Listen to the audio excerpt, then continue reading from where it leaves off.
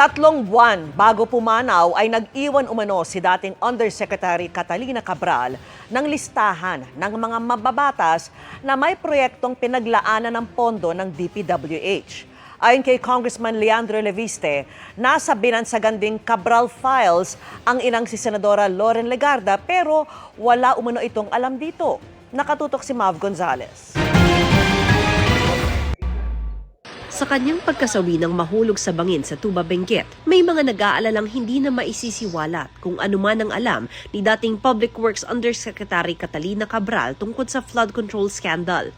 Pero lumalabas ngayon, may iniwan na record si Cabral, listahan ng mga mambabatas na may mga proyektong pinaglaanan ng DPWH budget.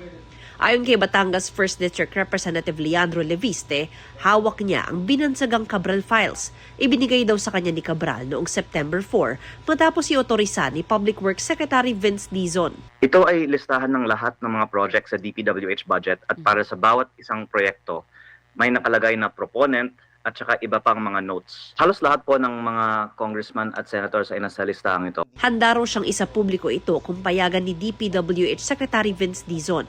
Pero sabi ni Leviste, mas mainam daw kung DPWH mismo ang maglabas ng listahan. Pati raw ang nanay niyang si Senador Loren Legarda nasa listahan. Bagamat sinabi raw nitong hindi niya nakausap si Cabral. Tinanong ko ang nanay ko, sabi niya, hindi naman niya kinausap si Yusek Cabral tungkol sa project. Kaya hindi niya alam paano nakapasok ito sa listahan. Kaya maganda din na isa publiko ng DPWH ito para din malinawan na, uy, hindi pala ako yung nagpasok nun, baka ginamit lang ang pangalan. Hinihinga namin ng tugon dito si Dizon.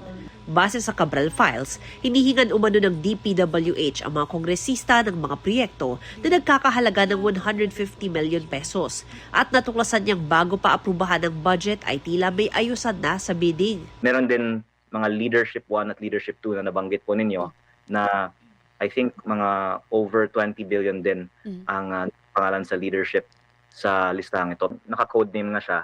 Hindi natin alam sino si leadership. Pero ang isang project sa leadership list na ito ay sa aking distrito na si Yusek Cabral po siguro ang makakapaliwanag. Pero yung kontratang ito ay na-award kay Congressman Edwin Garjola. Hinihingan pa namin ng komento rito si Guardiola. Dagdag pa ni Leviste, sa 2025 budget, umabot aniya sa 721 billion pesos ang DPWH insertion. 401 billion dito ang sa district representatives, habang 320 billion ang outside allocable. Nasa 21 billion daw rito ang outside allocables ng mga senador. Mukhang taon-taon umano ginagawa ni Cabral ang budget insertions mula sa DPWH at sa Kongreso.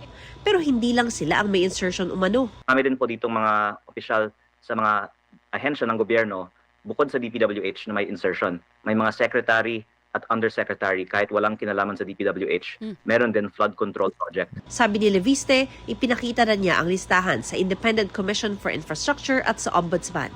Pero kailangan pa ng ebidensya na mag-uugnay sa proponent sa contractor. Para sa GMA Integrated News, Mav Gonzalez, nakatutok, 24 oras.